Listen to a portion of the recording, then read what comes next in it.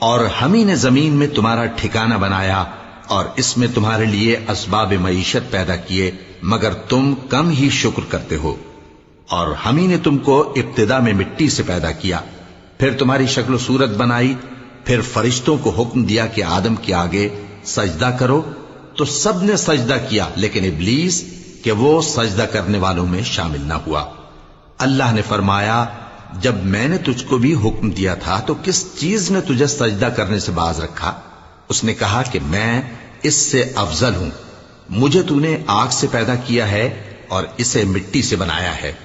فرمایا تو بہشت سے اتر جا، تجھے شایع نہیں کہ یہاں تکبر کرے، پس نکل جا کہ تو ذلیل لوگوں میں سے ہے۔